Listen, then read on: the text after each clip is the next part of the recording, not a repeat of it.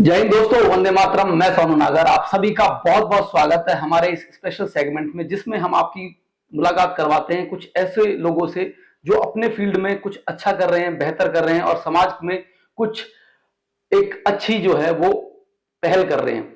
मेरे साथ इस समय डॉक्टर शैलेश रोसा जी हैं। नमस्कार। सर, आपका बहुत बहुत स्वागत है हमारे आपका भी। स्पेशल सेगमेंट में। और आज मैं डॉक्टर शैलेश रोसा जी से आपकी मुलाकात करवाऊंगा, जो कि इलेक्ट्रो होम्योपैथी में डॉक्टरेट की है जिन्होंने, और पीएचडी की है अमेरिका से। पीएचडी ऑनर्स अमेरिका से की है। सर, आपका बहुत बहुत स्वागत है हमारे जी। शो में। पहला सवाल मेरा आपसे ये होगा डॉक्टर साहब कि इलेक्ट्रोथेरेपी जो है, इलेक्ट्रो होम्योपैथी, इसके बारे में थोड़ा सा बताएं, क्योंकि एलोपैथी, होम्योपैथी और ये सारी चीजें मतलब होती हैं, लेकिन इलेक्ट्रो होम्योपैथी जो है उसके बारे में थोड़ा सा विस्तार से बताएं। नमस्कार आप सभी को, और आपका भी सोनू भाई बहुत बहुत धन्यवाद कि आपने अपना कीमती समय निकाल के मेरे पास मेरी दो चार बातें सुनने के लिए आप आए। तो एक तो सबका जो सुन रहे हैं उनका भी धन्यवाद। तो जैसा आपने बताया कि इलेक्ट्रो होम्योपैथी में डॉक्टरेट की है, मैंने आयुर्वेद में भी डॉक्टरेट की है, इलेक्ट्रो होम्योपैथी में मेरी एमडी है, और मास्टर डिप्लोमा मेरा पंचगांव में भी है, और नेचुरोपैथी भी मैंने थोड़ी थोड़ी पढ़ी है, तो उसका भी मेरे पास डिप्लोमा है। तो ये तो मेरी एजुकेशन है। और जो ऑनर्स जो मैंने फ्लोरिडा से की है, पीएचडी, वो मेरे सब्जेक्ट रहे हैं होलिस्टिक साइंस और कैंसर रिसर्च। कैंसर रिसर्च में बिल्कुल दो सब्जेक्ट थे। होलिस्टिक साइंस सब लोग समझते हैं समग्र विज्ञान, और कैंसर रिसर्च तो आप समझते ही हैं कि कैंसर के ऊपर ऐसा शोध किया, काम किया कि जिसपे मैं बेसिकली काम भी करता हूँ। तो बात आती है इलेक्ट्रो होम्योपैथी की, तो ऐसा नहीं है कि इलेक्ट्रो होम्योपैथी कुछ अलग से है, बट ये जो नाम दे दिया है इसका इलेक्ट्रो, इलेक्ट्रो का मतलब लोग एकदम फट से ही समझते हैं कि जैसे बिजली। हाँ, और सच्चाई भी है कि इलेक्ट्रो का मतलब विद्युत, कैसे काम करती है। तो ये आपकी नहीं, लगभग 200-300 साल पुरानी चिकित्सा पद्धति है, और हमारे यहाँ से नहीं है, ये मैटी साहब ने स्टार्ट की थी भारत में। लेकिन अगर मूल में जाएं इसके, तो ये भी आयुर्वेद का एक हिस्सा है, आयुर्वेद का एक पार्ट है, क्योंकि इसमें ज्यादा नहीं, कुछ लगभग 100-150 आसपास ऐसे पौधे होते हैं, उनका एक्सट्रैक्ट लिया जाता है, उनका रस लिया जाता है, स्वरस लिया जाता है, जिसको जो दवा के रूप में उपयोग किया जाता है। तो इलेक्ट्रो का मतलब है तेज काम करने के लिए, और होम्योपैथी का मतलब है दो चीजों को जोड़ के आगे लेके चलना। इसका अर्थ ये हो गया कि ये जल्दी से काम करते, तेजी से काम करते है, आयुर्वेद का ही एक हिस्सा, आयुर्वेद का ही एक पार्ट। हालांकि ये ऐसा हो सकता है, कई लोग सुन के कह सकते हैं जी आयुर्वेद का नहीं है, लेकिन मैं इसको इस तरह से जोड़ के बता रहा हूं कि आयुर्वेद भी प्रकृति से जुड़ा हुआ है, प्रकृति की चीजों से ही आयुर्वेद बना है। तो जब पेड़ों का एक्सट्रैक्ट इसमें है, पेड़ों की एक्सट्रैक्ट की औषधियां, तो आयुर्वेद का एक हिस्सा है, क्योंकि आयुर्वेद सब लोग जानते हैं कि पुरानी चिकित्सा पद्धति है। तो ये इलेक्ट्रो होम्योपैथी है। इलेक्ट्रो होम्योपैथी का मतलब है तुरंत फास्ट एकदम काम करना। और पंचगव्य के बारे में थोड़ा सा बताएं डॉक्टर साहब। देखिए, पंचगव्य का मतलब होता है, पंच मतलब 5 और गव्य मतलब गाय। गाय के 5, गाय के मिलने वाले 5 चीजें, जैसे गौ में रस होता है, यानी कि गाय का, जिसको गोबर लोग बोलते हैं, वो एक्चुअली वो गोबर नहीं होता, वो गौवर होता है। गौ मतलब गाय, वर मतलब श्रेष्ठ, गाय की श्रेष्ठ वस्तु। दूसरा गौमूत्र होता है। तीसरा गाय का जो दूध होता है, दही होती है और घी होता है। तो इन पांचों चीजों को मिलकर होता है। इसमें कुछ आयुर्वेद की, यहाँ भी आयुर्वेद आ गए हैं, आयुर्वेद की कुछ वनस्पतियां, कुछ जड़ी बूटियां इसमें जो है डाली जाती है, मिलाई जाती है और औषधियां बनाई जाती है। जैसा कि मैं असाध्य बीमारी पे ही काम करता हूँ, यही इलेक्ट्रो भी काम आती है, क्योंकि इलेक्ट्रो होम्योपैथी असाध्य बीमारियों की श्रेष्ठ चिकित्सा पद्धति है। पंचगव्य असाध्य बीमारियों की श्रेष्ठ चिकित्सा पद्धति है। आयुर्वेद सभी क्रॉनिक बीमारियों की, सभी एक्यूट बीमारियों में भी काम करते हैं, लेकिन सब असाध्य बीमारियों की श्रेष्ठतम चिकित्सा पद्धति है। तो इन तीनों को मैं मिला के काम करता हूँ। डाइट का जो लेता हूँ आयुर्वेद के आहार शास्त्र से लेता हूँ, थोड़ा नेचुरोपैथी लेता हूँ। योग, प्राणायाम, ध्यान पे मैं बहुत ज्यादा ध्यान देता हूँ, क्योंकि श्वास प्रश्वास की क्रिया से शरीर शुद्ध होता है। शरीर को फाइनली कुछ दिखाइए, ऑक्सीजन चाहिए है। ऑक्सीजन जब चाहिए होती है, तो ऑक्सीजन आना और कार्बन का जाना, ये जीवन का गणित है। डॉक्टर साहब, ये तो हो गई बेसिक आपने बता दिया। मैंने जब आपके बारे में जाना और लोगों से रिव्यू भी लिया, आपसे पहले भी बात कर चुका हूं मैं, बाकी पेशेंट रिव्यू भी मैंने लिए, तो बहुत सारे पेशेंट जो है वो काफी दूर दूर से आते हैं और अपनी जो बीमारी है उसको ठीक कर हो जाती है। वो ऐसा अस्पतालों में भी होता है, सब जगह जहां जिसकी बीमारी ठीक होनी है वो तो होती है। लेकिन आप जो कह रहे हैं कि असाध्य बीमारी, उसके बारे में थोड़ा सा बताइए। मतलब साध्य असाध्य, मतलब ये बीमारी के कि भाई उसकी मेडिसिन नहीं बनी है इसलिए असाध्य है, या फिर वो बड़ा सुनने में विचित्र लगती है इसलिए असाध्य है? क्या है वो असाध्य? देखिए, असाध्य का मतलब वो होता है कि मेडिसिन नहीं बनना भी एक प्रकार से कह सकते हैं। असाध्य का मतलब जो कभी ठीक होने वाली नहीं। हाँ, जिसको साधा ना जा सके। हाँ, जिसको साधा ना जा सके, ऐसी बीमारी। तो ऐसी बीमारियां जैसे कर्क यानी कि कैंसर, ऐसी बीमारी किडनी फेलियर यानी कि सीकेडी पेशेंट, ऐसी बीमारी जो लीवर फेलियर, लीवर सिरोसिस, ऐसी बीमारी जो आर्थराइटिस है, जोड़ों के दर्द है, संधिवात है, ऐसी बीमारी जो स्किन की कोई ऐसी गंभीर बीमारी जैसे सोराइसिस, ये असाध्य बीमारी है, जैसे हर्पिस असाध्य बीमारी है। तो ऐसी असाध्य बीमारियों का इलाज इन पैथियों में जिससे हम कर रहे हैं बिल्कुल संभव है, प्रमाण के साथ संभव है। अच्छा, मैं यहाँ एक बात बोलूंगा कि ऐसा नहीं है कि जितने भी लोग यहाँ आते हैं सभी ठीक होते हैं, लेकिन ठीक होने वालों की संख्या ज्यादा है। तो शायद भगवान धन्वंतरी जी के समय में भी ऐसा रहा होगा कि 100% रिजल्ट नहीं रहा। हाँ, वो रेशियो देखा जाता है कि भाई ज्यादा। हाँ, 100% रिजल्ट नहीं रहा होगा। तो इसलिए असाध्य वो बीमारियां हैं जो कभी ठीक नहीं हो सकती, लेकिन वो भी ठीक हो सकती हैं। यहाँ एक लाइन बोलूंगा कि हमने ना अपनी पढ़ाई में ये पढ़ा था, मेडिकल की पढ़ाई में जो ये पद्धतियां मैंने पढ़ी है कि जब कोई भी असाध्य बीमारी होती है तो अगर वैद्य या डॉक्टर थोड़ा सा भी चतुराई से काम करे, कुशलता से काम करे, शरीर की जीवनी शक्ति को देख के काम करे, रोगी के आहार विहार को, दिनचर्या को सुधार दे, शुद्ध कर दे, तो फिर जो असाध्य है वो कष्ट साध्य में परिवर्तित होती है। कष्ट साध्य मतलब जिससे परेशानी आती है, कष्ट साध्य के बाद तब वो साध्य होती है, तब वो ठीक होती है। अब इसको उल्टा भी करके देख सकते हैं, जब कोई बीमारी स्टार्ट होती है तो पहले साध्य होती है, फिर कष्ट साध्य होती है और वो असाध्य में चली जाती है। कहते हैं साहब इसके पास तो कुछ ही दिन का समय, अभी ये ठीक नहीं होगा। लेकिन हम उल्टा करते हैं वहां से। अगर ऐसे कहें तो हम वहां जो अपने पास, इसका एक और अर्थ निकलता है कि अपने पास जो रोगी आते हैं ना वो लास्ट स्टेज वाले आते हैं, किसी भी बीमारी की लास्ट स्टेज, जो उनको सब जगह बता दिया जाता है कि ये असाध्य है। बिल्कुल, ले जाइए 10 दिन जिंदगी सेवा कर लीजिए, ले जाइए 2 महीने जिंदगी सेवा। अच्छा, ऐसे मेरे पास ना प्रमाण के साथ रोगी हैं, प्रमाण के साथ, जो रोगी भी जिंदा है, रोगी की रिपोर्ट भी जिंदा है, जिनको 5-5, 8-8 साल जिंदे अब हो गए हैं। कुछ उदाहरण ब्रेन ट्यूमर के, कुछ उदाहरण ब्लड कैंसर के, कुछ उदाहरण किडनी फेलियर्स के, कुछ उदाहरण लीवर सिरोसिस के, कुछ उदाहरण स्किन प्रॉब्लम के। तो ये वही लोग हैं जो असाध्य हो गए थे, लेकिन असाध्य से कष्ट साध्य में आए और कष्ट साध्य से फिर साध्य में आए और आज स्वस्थ है। ये तो हो गई असाध्य वाली बीमारी। अब एक और जो डिजीज जो हम ज्यादातर देखते हैं कि इनको बोलते हैं लाइफ हैबिट डिजीज, कि भाई हमारी जो पूरे दिन की दिनचर्या है उससे जैसी बीमारियां होती हैं, जैसे एक मधुमेह मतलब शुगर, एक आम बीमारी हो गई है, बीपी, शुगर।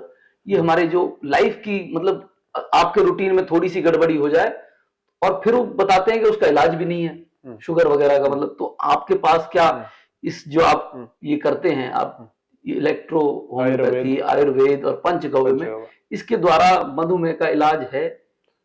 देखिए, ये जो आपने बात बताई अभी कि ऐसी कोई बीमारी जो life style disease, lifestyle disease, दिनचर्या से संबंधित, यानी कि दिनचर्या विकृत होने के बाद जो बीमारियां मनुष्य देह में उत्पन्न होती है उनको लाइफ स्टाइल डिजीज बोलते हैं।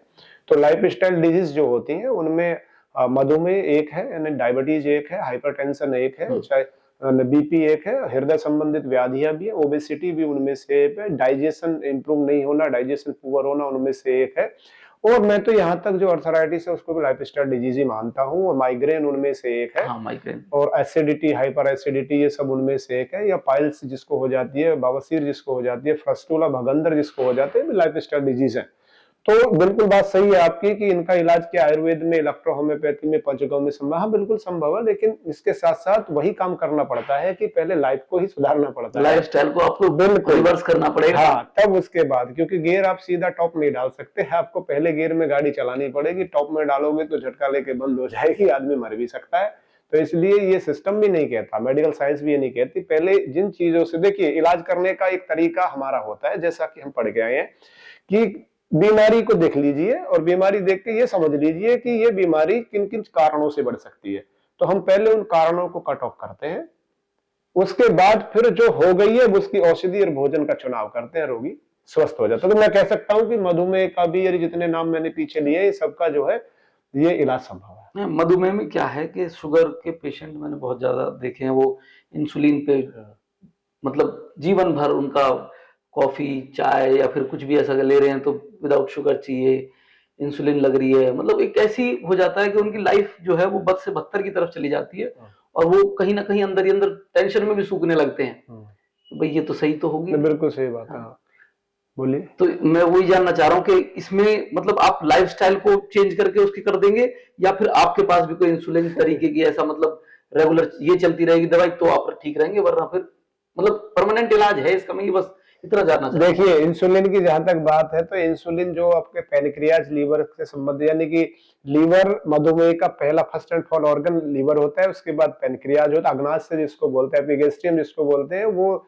बीटा अल्फा ये सारे हार्मोन से निकल बीटा सेल्स जो वो क्रिएट करती है, तो वो आपके ब्लड में इन्वॉल्व होते हैं जिस जो इंसुलिन को लेके जाती है। एक बात तो ये रही।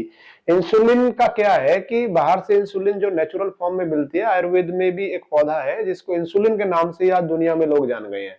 वो पौधे की पत्तियां खानी पड़ती है, काढ़े पीने पड़ते हैं, स्वरस उसका भी, इलेक्ट्रो होम्योपैथी में भी कुछ औषधियां उसको डाल के बनाई जाती है जो काम करती है। बट अगर इंजेक्ट करें इंजेक्शन से तो वो नहीं है, लेकिन कुछ औषधियां हैं। एक बात। दूसरी बात यह है कि मैं हमेशा बोलता हूं कि शुगर के पेशेंट को इंसुलिन, कैंसर के पेशेंट को कीमोथेरेपी और किडनी पेशेंट को डायलिसिस। धरती पे अगर किसी को नर्क देखना है तो इन रोगियों से मिल लें। इतनी वेदना है, इतनी पेनफुल है, इतनी दर्द के जो कारक है। एक। दूसरा, हाँ इलाज संभव है। मैं फिर बोल रहा हूँ कि सभी लोग ठीक सब जगह नहीं होते हैं, लेकिन ठीक होने वालों की संख्या ज्यादा है।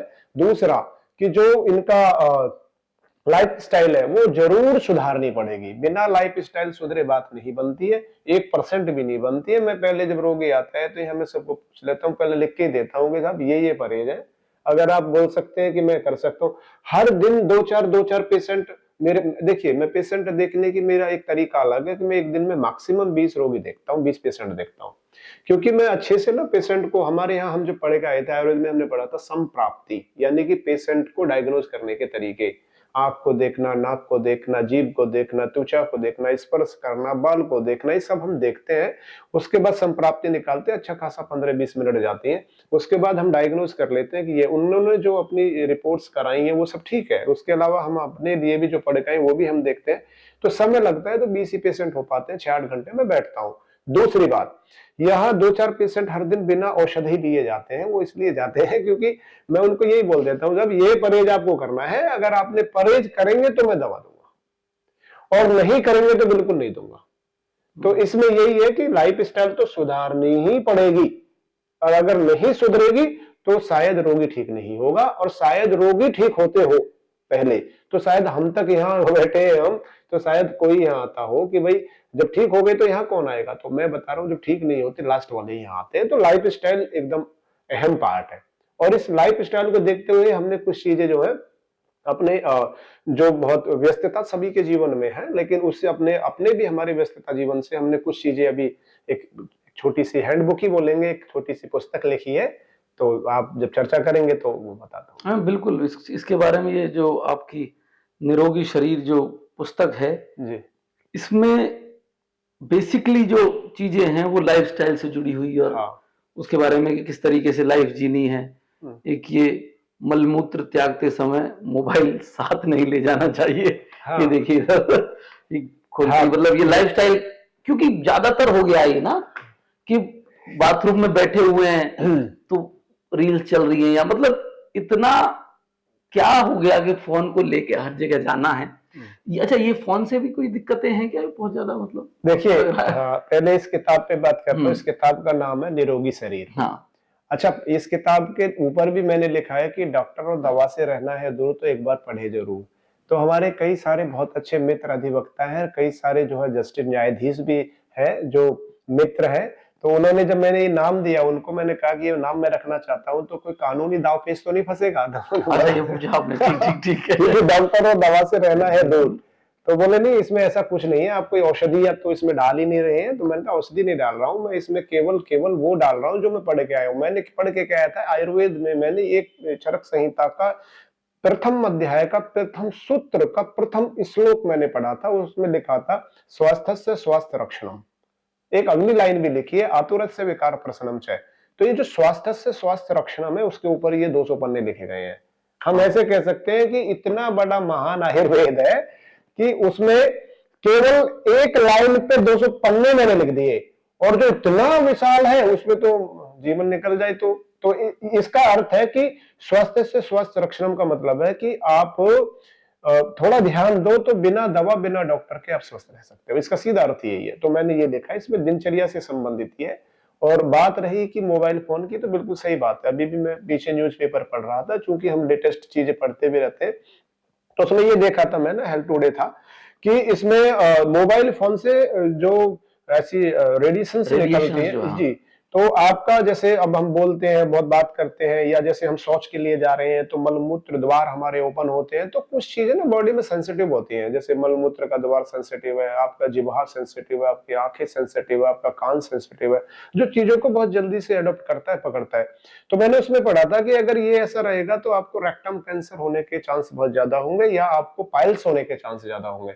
क्योंकि इसके दो कारण है कि आप ना बहुत देर तक लगातार उसमें, आपको यही नहीं पता लगेगा कि आपने मतलब कितना समय लगा दिया।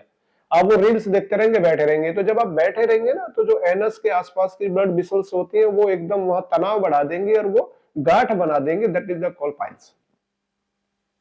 तो मतलब ये है, मोबाइल लेके गए तो बावासीर लेके आ गए। आप बाथरूम में जाओगे मोबाइल के साथ, बाहर आओगे बवासीर के साथ। तो इसलिए मोबाइल तो देखो खतरनाक चीज है। दिनचर्या का विभिन्न अंग सबका हो गया, इंक्लूड मी, हम भी करते हैं, लेकिन हम थोड़ा ध्यान रखते हैं। देखिए ये जैसे मोबाइल है, तो ये मोबाइल में ना कवर जो अपना है, इस कवर के पीछे भी हम लोग ना एक एंटी रेडिएशन चिप हम बनाते हैं। बनारस हिंदू विश्वविद्यालय की रिसर्च ये कहती है कि ये हमने बनाई, इसमें तुलसी के पत्ते, गाय का गोबर का रस इसमें लगा के हम डालते हैं। तो जिससे क्या होता है कि बहुत हद तक, मैं ये नहीं कहता 100%, लेकिन बहुत हद तक ये रेडिएशन को जो दूर कर देती है। इसका live demo example next time जब कभी मुलाकात होगी भाई से, तो मैं जरूर दिखाऊंगा कि रेडिएशन को कैसे दूर भगाता है। तो ये हम अपने मोबाइल में रखते हैं। तो मैं सबको ही बोलता हूँ, तुलसी के पत्ते भी आप लगा सकते हैं। तुलसी 5 तरह के आयुर्वेद में बताई है, उसमें से एक जो श्यामा तुलसी होती है, जो डार्क ग्रीन गहरा पत्ता हरा होता है, कवर के और मोबाइल के बीच में बिल्कुल उसमें लगाइए। 8-10 पत्ते, सूख जाएगी, जब भी काम करेगी। 1-1.5 महीने रखिए, कोई खर्चा थोड़ी हुआ है। तुलसी तो घर पे पूजा भी करते हैं, और वो लगाइए आप इसमें, तो एंटी रेडिएशन का काम करती है। तो मोबाइल तो देखो नुकसान तो, क्योंकि मोबाइल के बारे में जानकारी मेरे को याद आ गई। मोबाइल का दुनिया में सबसे पहले जो आविष्कार हुआ तो ग्राहम बेल ने किया था। तो ग्राहम बेल ने मोबाइल जब बनाया था, तो उन्होंने ये बोला था कि 14 साल से कम उम्र के बच्चे इसको छूना मत, और 14 साल से जितने भी ऊपर है वो सब 24 घंटे में 1 घंटे चलाना।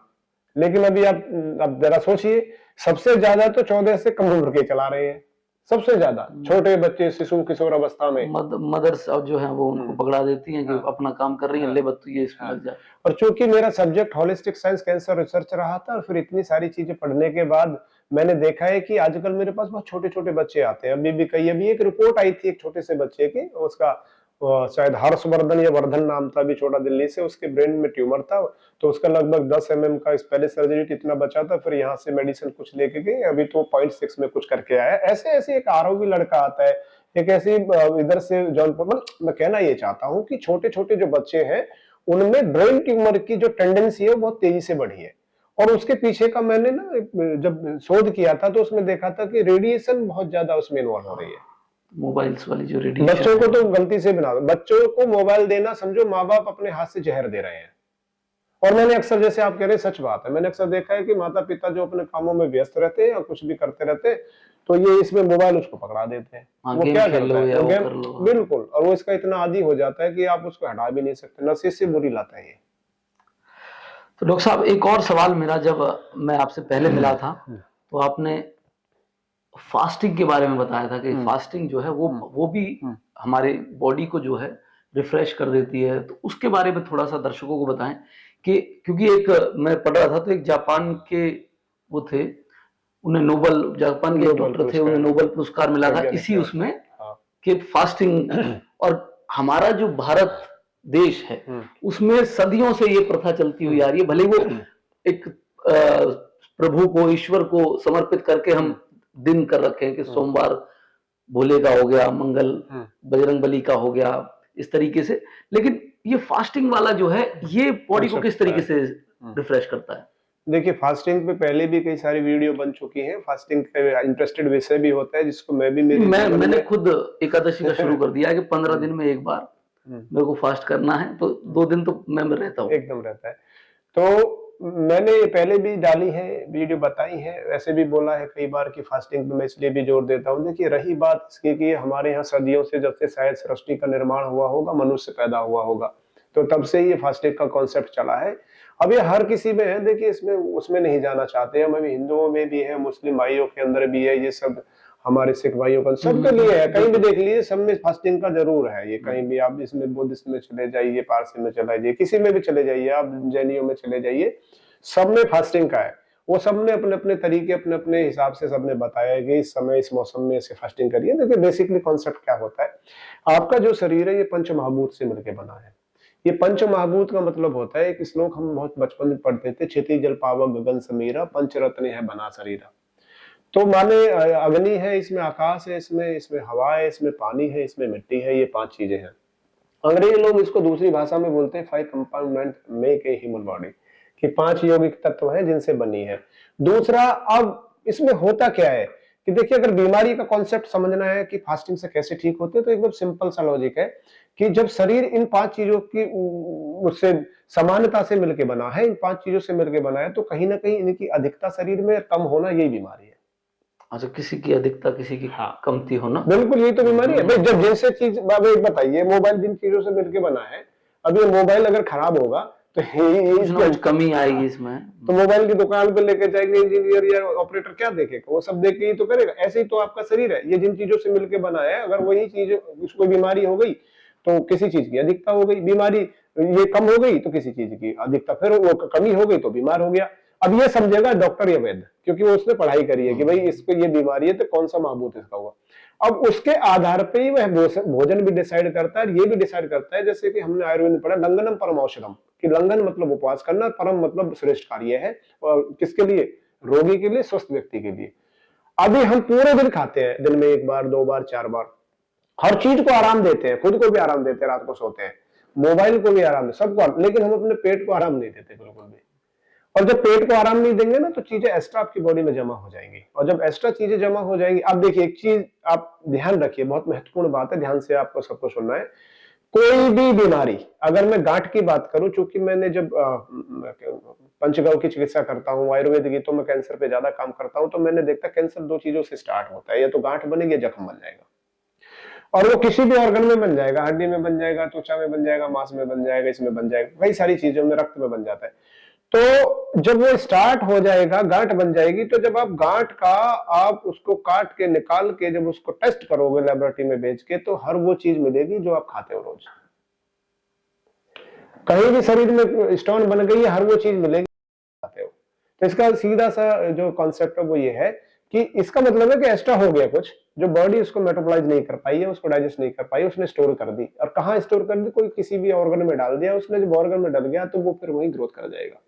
क्योंकि बॉडी का एक सिस्टम है कि बॉडी में 2 तरह के सेल्स हैं, एक आपके अगेंस्ट काम करते हैं, एक आपके फेवर में काम करते हैं। जो अगेंस्ट में काम करते हैं वो हमेशा सोचते रहते हैं कि कैसे मौका मिले, बीमार, तो जैसे ही मौका मिलता है वो फटाक से अपनी प्रेजेंटेशन देते थे। इसको फ्री रेडिकल सेल्स बोलते हैं। फ्री रेडिकल सेल्स की जो प्रेजेंटेशन होती है, किसकी? मेटाबॉलिज्म सिस्टम पुअर होता है, कार्बन की प्रेजेंटेशन, और दूसरा जो एसिडिक एनवायरनमेंट की प्रेजेंटेशन, जब ये फ्री रेडिकल सेल्स ग्रोथ में करते हैं, that is the call cancer.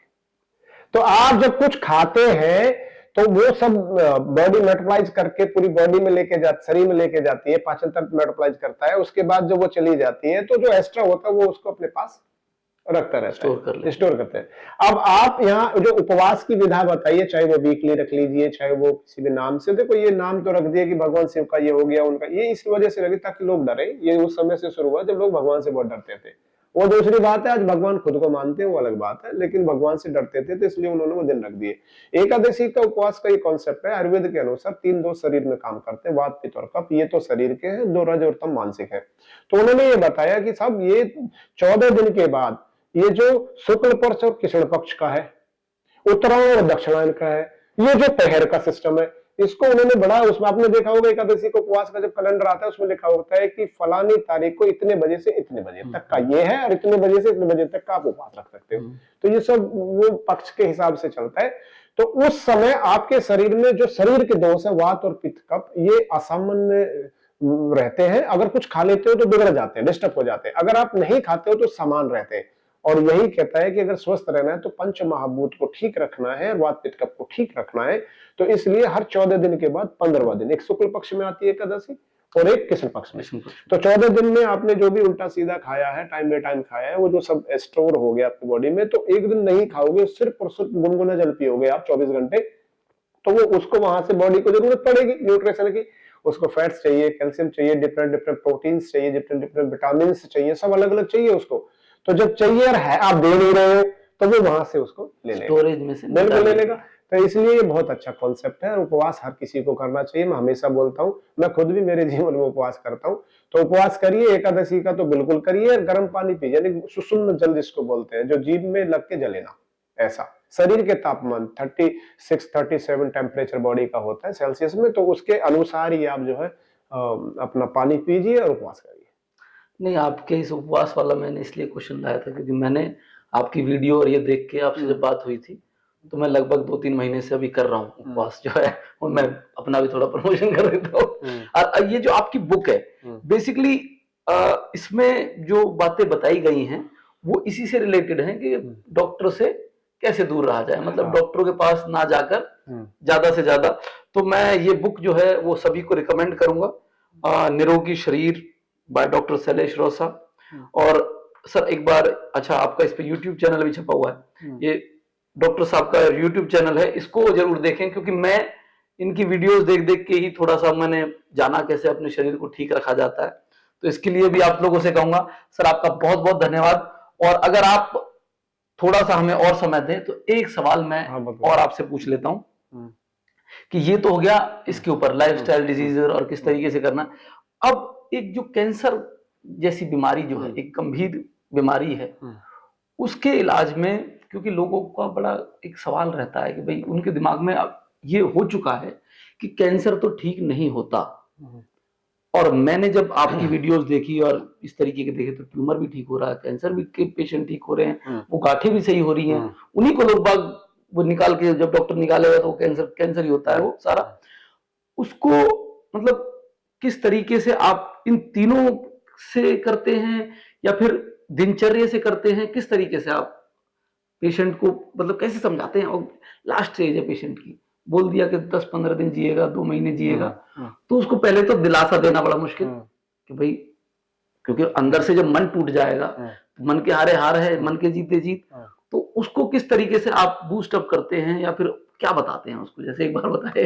देखिए, जब भी कोई रोगी आता है, इस पे ही बात करते हैं, तो वही आते हैं एकदम लास्ट वाले, तो मैं उनको एक बात बोल देता हूँ आते ही कि देखिए ऐसा है, भगवान ने जिसको जन्म दिया है उसको जाना है और कब जाना है ये भी नहीं पता है। ऐसा हो सकता है कि अभी मैं दवा आपको लिखता लिखता ही चला जाऊं, कुछ पता नहीं है, ये तो एकदम पक्की बात है। दूसरी बात ये है कि रजिस्ट्री किसी की नहीं हुई है, रजिस्ट्री हो गई है तो फिर उसका जो है वो मोटेशन नहीं चढ़ा है, जिंदगी का दाखिल खारिज नहीं होगा, कभी भी जाना है। और जैसे जो जीवन की जो गति ईश्वर ने, परमात्मा ने जिसकी लिखी है, तो वही गति अगर चलनी होगी तो चलेगी, रुकनी होगी तो रुक जाए। पहले तो एक्सेप्ट करिए कि मौत एक अच्छा सत्य है, कड़वा सत्य नहीं, अच्छा सत्य है कि जो जाना ही है, एक बात। दूसरी बात, प्रयास कर लेते हैं ना, डॉक्टर ने तो सब जगह, तो हॉस्पिटलों ने बड़े बड़े ने आपको बता दिया कि अब तो जब मरना ही है, तो क्यों ना मरते मरते प्रयास कर ले, ना जाना बच जाए, क्योंकि और भी बहुत सारे लोग बचे। तो ऐसे इस तरह से उसको मोटिवेट करना पड़ता है। दूसरा, इस समय के इस तरह के पेशेंट ना साइकोसोमेटिक होते हैं, मतलब उनको क्या लगता है ना, एक बार दिमाग में जो चीज बैठ गई, भाई इतने बड़े अस्पताल डॉक्टर ने बोल दिया कि अब तो आपको जाना ही है, तो उसको तो लगता है कि अब तो हम चले गए। तो थोड़ा सा जो कि होना भी चाहिए, क्योंकि आचार्य चरक जी का एक श्लोक, एक सूत्र मेरे को याद आ गया, उन्होंने ये बोला है कि दुनिया में सबसे अच्छा डॉक्टर या वैद्य वह व्यक्ति बन सकता है जो अपने रोगी के मन और मस्तिष्क में प्रवेश कर जाए। तो हम पूरा प्रयास करते हैं उसको ये वो भरोसा दिलाने का, वो दिलासा दिलाने का कि जाओ आप कुछ दिन, ज्यादा नहीं मांगते, 15-20 दिन मांगते हैं कि अगर 15-20 दिन में आपको आराम हो गया तो इलाज हम आगे करेंगे, नहीं तो नहीं करेंगे। और ऐसा ईश्वर की कृपा होती है, भगवान धन्वंतरी जी की कृपा होती है कि लोगों को मैं देखता हूँ कि 15-20 दिन में कुछ इंप्रूवमेंट फिजिकली उनको दिखने लगता है, तो हम इलाज को आगे रखते हैं, फिर रिपोर्ट से निकलवाते रहते हैं, चलते रहते हैं, तो बहुत हद तक लोग ठीक हो जाते हैं और ठीक ही हो जाते हैं। तो ये जो है इस तरह से उनको बताना पड़ा। सच्चाई भी है, अगर आपको कोई मान लो सामने से शेर आ रहा है और आप शेर को देख के लेट गए, तो वो तो निश्चित पक्की बात है कि खा जाएगा। हो सकता है कि आप उसको अगर गुथोगे, फाइट करोगे, झगड़ा करोगे, लड़ोगे, कुछ तो करोगे, तो हो सकता है कि आप हावी हो जाओ, वो डर के भाग जाए, मार भी नहीं पाए उसको तो डर के भाग जाए। तो आपका ब्रेन है सबकॉन्शियस माइंड जिसको हम बोलते हैं, दो तरह का आपका ब्रेन है, एक कौन से सबकॉन्शियस माइंड में क्या होता है कि जो चीज आप बार बार बोलते हो ना, बार बार उसको सच मान लेता है और वही हार्मोन्स बॉडी में क्रिएट मतलब रिलीज करता है, बॉडी उसी तरह से आपकी काम करती है। तो हम उस तरह से, क्योंकि जब हम पढ़ के आते हैं तो हमारा जो एक साइकोलॉजी भी एक सब्जेक्ट होता है, क्योंकि पढ़ाई तो सारी होती है, पैथोलॉजी भी, साइकोलॉजी भी, एनाटॉमी भी, फिजियोलॉजी भी, बेसिक फार्म सारी होती है। तो उसमें साइकोलॉजी भी है, तो वो हम सब देख लेते हैं, इतना तो समझ में भी आता है कि भाई पेशेंट को क्या है।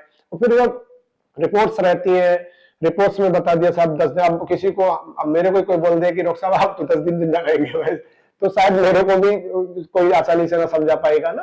अब भले जाने को कोई कभी भी चला जाए, पूरी दुनिया में 3,500 आदमी ऐसे हैं जिनका कभी सवेरा नहीं होता। मतलब जितने लोग रात को सोते हैं ना, उनमें से 3,500 आदमी ऐसे हैं कि जो उठेंगे नहीं। अब ये पता नहीं हिट लिस्ट में किसका नंबर आ जाए, तो इसलिए पता किसी का नहीं है, लेकिन अगर किसी को कोई ऐसे बोल दे तो वो तो बस चला गया। तो इसलिए उसको थोड़ा सा इंटरनल मोटिवेट करना पड़ता है, जो कि सत्यता भी है, और ऐसी चीजें उनको, तो भोजन का बड़ा रोल है इसमें। फिर वही बात आती है कि देखिए शरीर को फाइनली आपकी बॉडी को क्या चाहिए, 3 चीजें शुद्ध रूप में चाहिए, शुद्ध हवा, शुद्ध पानी, शुद्ध भोजन। अब इन तीनों चीजों से भी क्या चाहिए, इन तीनों चीजों से ऑक्सीजन चाहिए। ऑक्सीजन ही सेल्स के जिंदा रखती है और कार्बन बाहर आनी चाहिए बस। तो इसलिए हम ऐसा भोजन उसको देते हैं जो पहले भी मैंने बताया, फिर बता रहा हूं कि जो जिस बीमारी को, कैंसर ही नहीं किसी भी बीमारी में जो उसको बढ़ाने वाली चीजें, हम सब उसको जो है पहले कट ऑफ कर देते हैं। उसकी जो न्यूट्रिशन की सप्लाई लाइन है, उस सप्लाई लाइन को हम कट कर देते हैं, उसके बाद फिर मेडिसिन स्टार्ट करते हैं और वो स्वस्थ हो जाता है।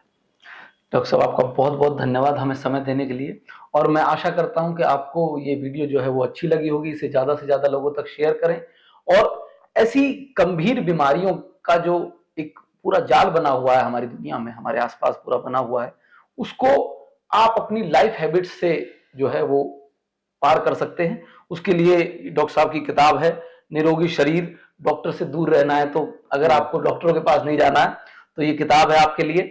इसे आप इनके YouTube चैनल और इनका जो वो लिंक मैं प्रोवाइड करा दूंगा, वहां से आप ऑर्डर कर सकते हैं। आप सभी का बहुत बहुत धन्यवाद। डॉक्टर साहब आपका बहुत बहुत धन्यवाद। जय हिंद, वंदे मातरम। धन्यवाद जी, आपका भी बहुत बहुत धन्यवाद।